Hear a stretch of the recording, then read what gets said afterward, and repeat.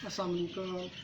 गालिब की एक और गज़ल के साथ में इधर हूँ। काफ़ी दिन हो गए गालिब भी पढ़ सका मैं, तो आज मेरी दिल की ख्वाहिश थी कि मैं गालिब को उसका नाम क्या पढ़ूँ, ताकि वो जो सिंकिंग का गैप आया हुआ है वो थोड़ा सा ख़त्म हो जाए। तो लिहाजा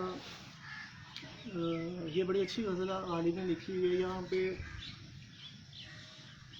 गालिब इस पूरी गज़ल में ये बताता है कि उसकी महबूबा बड़ी बेनियाज नज़र आ रही है उसको। उसकी तमाम शायरी में ही यही चीज़ें नज़र आ रही हैं कि महबूबा उसको देखती नहीं है, उस पर सितमगार कहता है, उसको सितम करने वाली है और वो उससे प्यार की भीख मांग रही है। तो ये गज़ल एक हर गज़ल में गालिब ने एक नए अंदाज से इश्क़ के महफूम को बयान किया है। तो ये मैं पढ़ता हूँ, अब देखते हैं आपको कैसी अच्छी लगती है ये गज़ल, उसका कलाम। आज जो इश्क़ के जो देखें मुख्तलिफ जिद्दत आती जा रही है हर चीज़ में। आज लड़ने की सोचें रह गई हैं और लड़ने के मर्द, लड़ने की औरतें, और जो इश्क़ का जो इज़हार है उसमें जो जो जितनी जितनी जिद्दत आती जा रही है तो इश्क़ ख़त्म होता जा रहा है। क्योंकि आज जो है वो इतनी सोशल मीडिया की वजह से, फिल्म इंडस्ट्री की वजह से, ड्रामा की वजह से जो इश्क का जो मफहूम है ना वो हकीकत में फोर्स ही हो गया। इतना इश्क किरदा के अखलाकी किरदार ही ख़त्म हो गया। जब तक अखलाक ज़िंदा था, किरदार ज़िंदा, इश्क ज़िंदा था। यूँ ही इंसान अखलाकियात से गिर गया, चुल्लू भर का लहू ख़त्म हो गया, तो मुआशरे में इश्क का मफहूम ख़त्म हो गया। तो खाना कल्चर और दलाल किस्म के मर्द जन्म लिए और यूँ इश्क रोता है अल्लाह की बारगाह में कि मैं बदनाम हो रहा हूँ, मुझे बदनाम किया जा रहा है कि मैं वो नहीं हूँ जो मुझे बताया जा रहा है। जिस तरह का मुआशरे में मेरी तफसीलात बताई जा रही हैं, इश्क बारगाह इलाही में इल्तिजा करता है। तो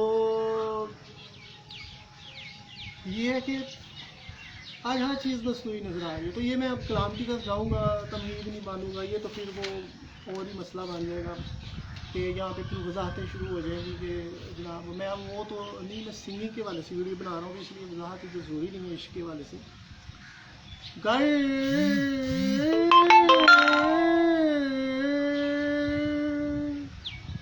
गर जब बना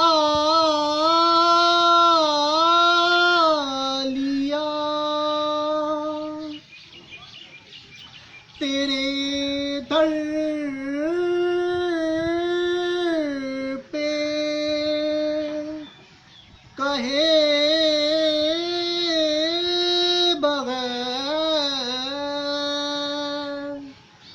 गर जब बना लिया तेरे दर पर, कहे बगैर, जानेगा अब भी तू ना मेरा घर, कहे बगैर।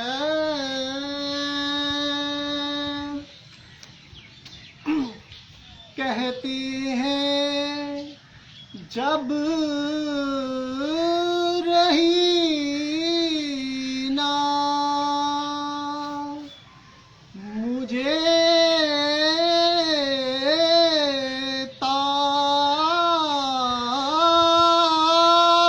ताकते सुखन,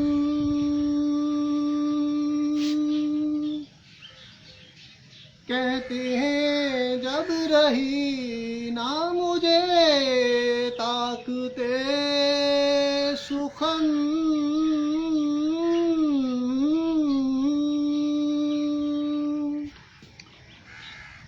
जानू किसी के दिल की मैं क्यों कर कहे बगैर,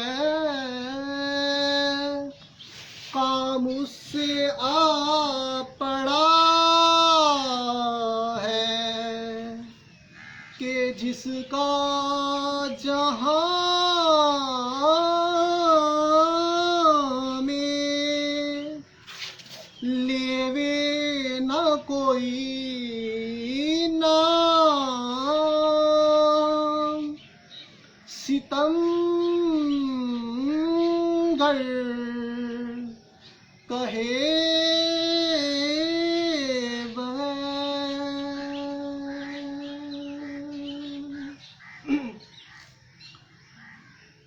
जी में ही कुछ नहीं है हमारे, जी में ही कुछ नहीं है हमारे, वगरना हम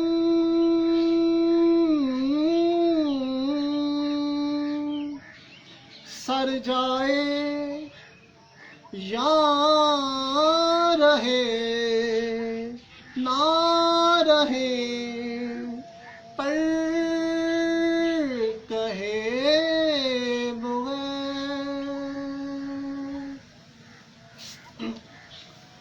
छोड़ूंगा मैं ना उस बुते काफिर का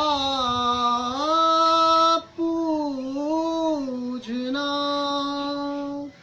छोड़ूंगा ना मैं उस बुते काफिर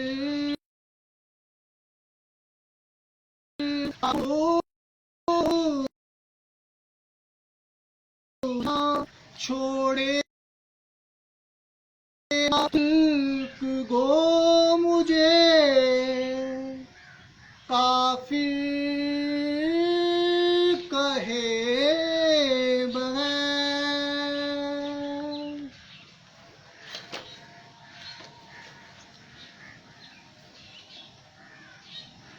मकसद है नाज़ो गमज़ाओले गुफ्तगू में काम चलता नहीं है, तशनाओ खंजर कहे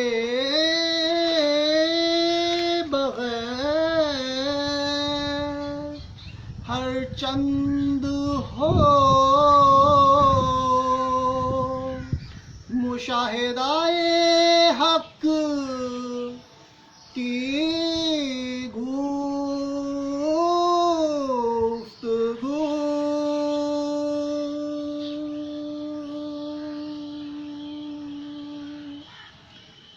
बनती नहीं है बादो सागिर कहे बगैर।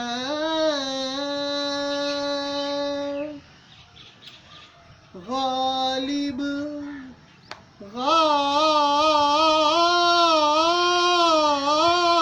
गालिब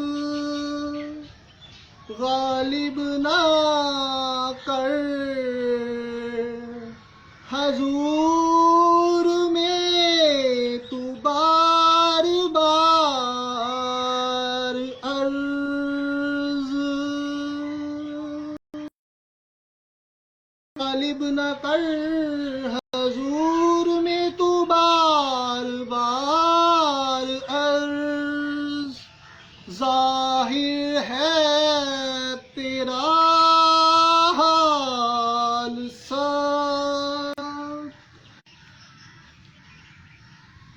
नेटवर्किंग तो आ रही है, मैं क्या करूं। गालिब ना कर हजूर में तू बार बार, जाहिर है तेरा हाल साबुन पर कहे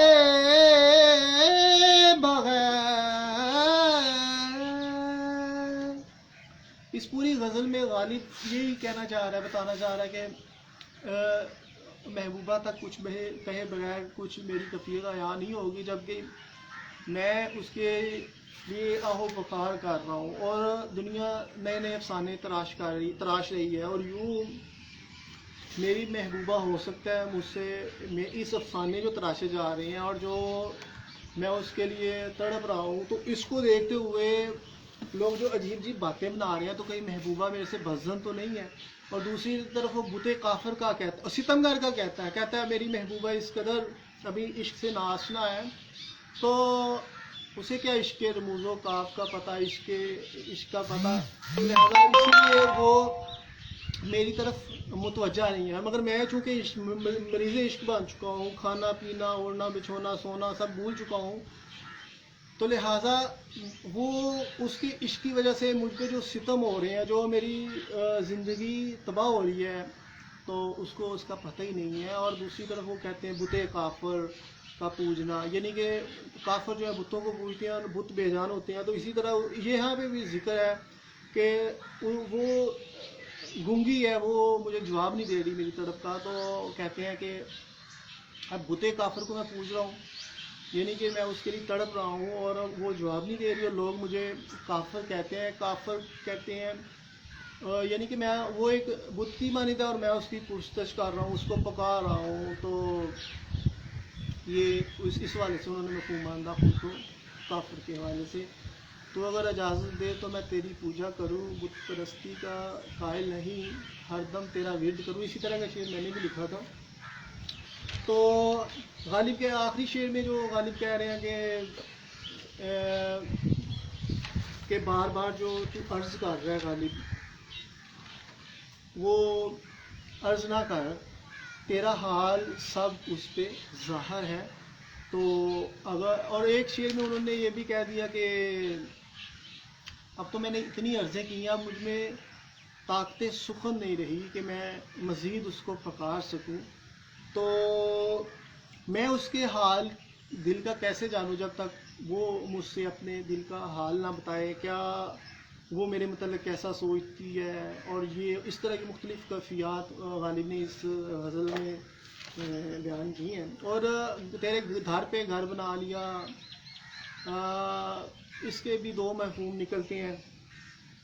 तो ये न थी हमारी किस्मत के वसाले यार रखता, अगर और जीते रहते यही इंतज़ार होता। इसी में भी वही शिकायतें, तेरे वादे पे जिए हम तो ये, तेरे वादे पे जिए हम तो ये जान झूठ जाना, कि खुशी से मान ना जाते अगर इतबार होता। कहते हैं मुझे तो ज़रा भी इतबार नहीं है और ना ही।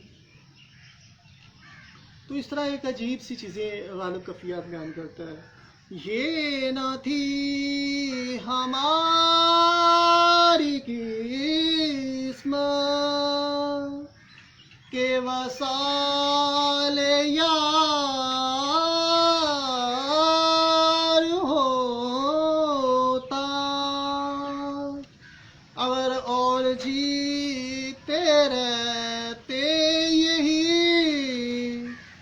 इंतज़ार होता।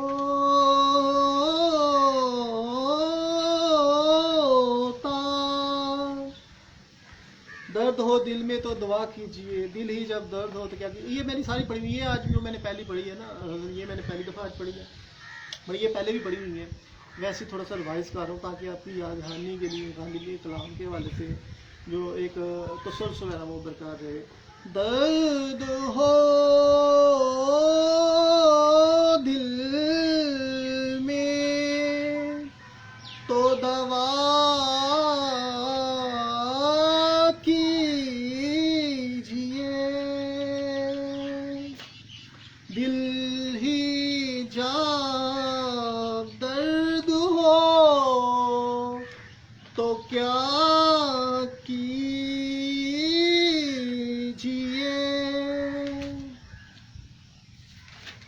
इसी तरह गालिब की बहुत ये जो कुछ गज़लें तो गालिब ने बहुत बहुत लंबी खींची हुई हैं, बड़े बड़े अशार हैं उसमें। कुछ ऐसी हैं जिनमें मुख्तसर अल्फाज के साथ अशार बयान किए और अपना मफ़हूम, अशार लिखे और अपना मफ़हूम बयान किया है।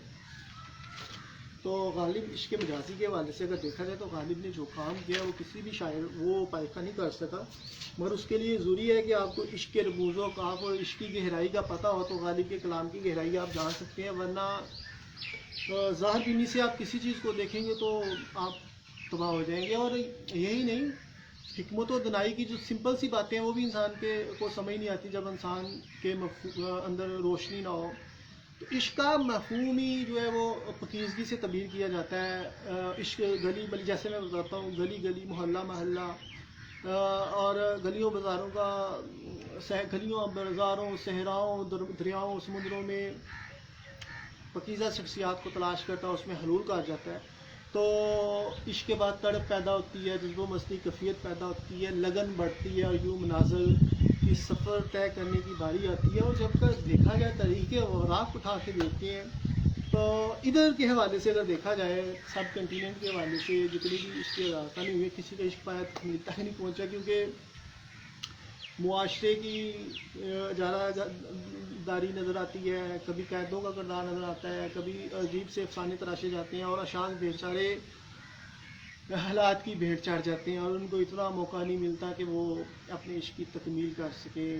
आज इश्क नहीं है, इश्क नहीं है, आज हवस नज़र आती है। वो हवस वो कुत्तों बिल्लियों की तरह दरिंदों जानवरों की हवस नज़र आती है, जिसकी वजह से इंसानियत की तज़लील हो रही है और इश्क बदनाम होता है। इश्क तो यकरंगी का नाम है। खालिक़े कायनात अशा को जब इश्क की नेमत से नवाजते हैं तो वो किसी शख्सियत में इस तरह घुमा देते हैं कि वो खुद से भी दूर कर देते हैं अल्लाह ताला की ज़ात का अशा को कि, और वो यूँ हस्तियाँ एक दूसरे को जैसे पूजा करते हैं ऐसे पूछती हैं और वो सब चीज़ों से बेगाना हो जाती हैं। दुनिया की ज़ाहिर भी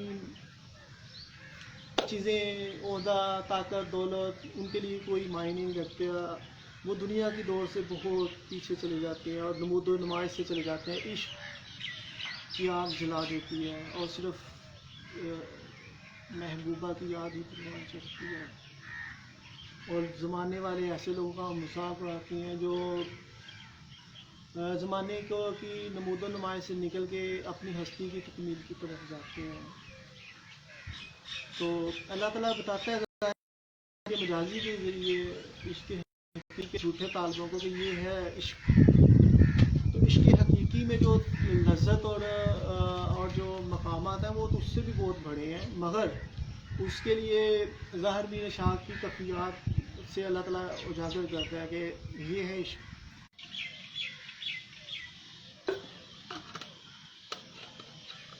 तो इश्क के मतलब बात बता रहा था मैं कि अल्लाह भी ज़ात नेट पर ही जा रही है। अल्लाह ताला भी तकाजा करता है कि इश्क हकीकी वाले से है कोई अपना सब कुछ कुर्बान करे मेरे लिए, जैसे इश्क मजाजी में कुर्बानियाँ देते हैं शाह।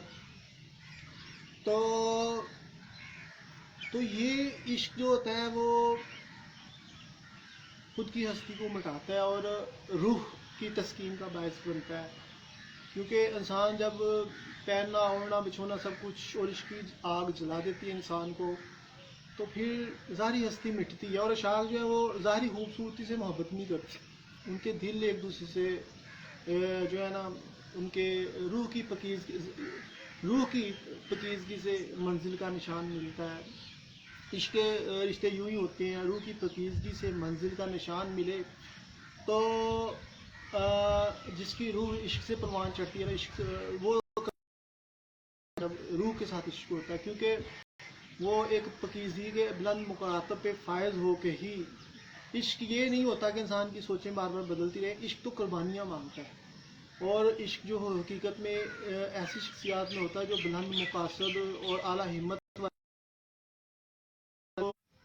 जिनके जज्बे बड़े होते हैं और जो गिड़गिड़ी तरह रंग बदलते हैं वो कभी भी शाख नहीं हो सकते। अफसोस हद अफसोस, आज तो इश्क तो बड़ी दूर की बात, हम इस्लामी हवाले से देखा जाए तो अखलाकी पस्ती का जो है ना इस्लामी हमें इश्क बताता है ना, वैसे हम अखलाकी पस्ती का शिकार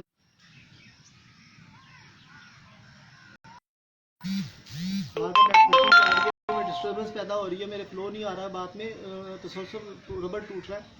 तो इश्क में अगर दूर की बात, मियाँ बीवी का जो बड़े मुकद्दस रिश्ते होते हैं, तरबियत ना होने की वजह से भटकने की वजह से, लिबरल सोचों की वजह से वो कुर्बानी। तो तो ये आज ख़ानदानी निज़ाम ख़त्म हो रहा है क्योंकि तरबीतें नहीं हैं, लम्हाती सोचें हैं, और नहीं है, सब्र नहीं है, और इंसान की चॉइस ऑफ सिलेक्शन नहीं है।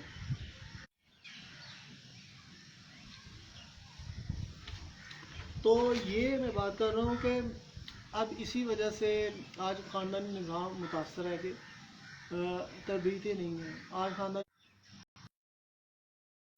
वहाँ पर नेटवर्किंग जा रही है, मज़ा नहीं आ रहा वीडियो का, वो सारा फ्लो ख़त्म हो जाता है, तसलसल ख़त्म हो जाता है। दर्द मिन्नते कशे दवा ना हो। फिर नेटवर्किंग जा रही है, मैं क्या करूँ। सावन मन मेरा घबराए, ऐसो गए परदेस पिया तुम, चैन हमें नहीं आए, मोरा सैया मुँह से बोलना, मैं लाख जतन कर हारी। ये भी यहाँ पे भी ना बोलने का जिक्र है, मैंने ये कोड कर दिया। साहिल पे खड़े हो तुम्हें क्या हम चले जाना, साहिल पे खड़े हो तुम्हें क्या। बार बार नेटवर्किंग जा रही है, मैं अब स्किप करने लगा हूँ, कोई मज़ा नहीं आ रहा। कोई उम्मीद भर नहीं आती, कोई सूरत नजर नहीं आती, मौत का एक दिन मुईन है, नींद क्यों रात भर नहीं आती, है कुछ ऐसी ही बात जो चुप हूँ, वरना क्या बात मुझे नहीं आती। तो ये गालिब की मुख्तलिफ कफ़ियात मैंने बताई। इश्क़ हकीकी के वाले से इकबाल का कलाम मुझे बहुत अच्छा लगता है, और इश्क़ मजाजी के वाले से गालिब मैं पढ़ता हूँ तो ज़बरदस्त। मगर गालिब का कलाम तमाम अशार मैंने एक ही तरह कोड किए हैं, वजह मुख्तलिफ चीज़ें मैं पढ़ता रहता हूँ। तो गालिब के कलाम में और इकबाल के कलाम पढ़ने में बड़ा डिस्टिंक्ट करता हूँ पढ़ने के वाले से, क्योंकि मुझे अच्छा लगता है कि मैं कहता हूँ मैं इस तरह पढ़ूँ। इसी तरह कोई और कलाम होता है उसको मैं और मुख्तलिफ तरीके से पढ़ता हूँ, तो लिहाजा वेरी करता है मेरा स्टाइल पढ़ने के वाले से। तो ये तो एक अलग से बहस है ना। मैं देखता हूँ, अब देखा जाए तो सिंगर हैं, पढ़ते हैं, तो सिंगिंग के वाले से थोड़ा सा मैं अपना पॉइंट ऑफ व्यू बयान करना चाह रहा हूँ। मैं देखता हूँ तो अब नुसरत फतेह अली खान बड़ा अच्छा सिंगर माने जाते थे, और कव्वाली हो जाए, गज़ल गायकी के हवाले से, मगर नुसरत का सुर वाकई बहुत कमाल था। मगर एक बात है कि नुसरत फतेह अली खान, एक जो मैं कैटेगरी मेंशन करना चाहता हूँ ना, कि जिसमें आपकी आवाज़ ही ना पहचानी जाए, मसलन एक स्पेसिफिक आप पे छाप ना लगे कि ये फलाना सिंगर है। नहीं, ये कोई भी सिंगर उठा के राहत उठा के देख लो, वो भी पढ़ता है तो पहचाना जाता है ये राहत बोल रहा है कहीं भी, क्योंकि आपने गाना उसका नाम ही सुना हो। पर मैं ये चीज़ भी हैरान होता हूँ कि आदित्य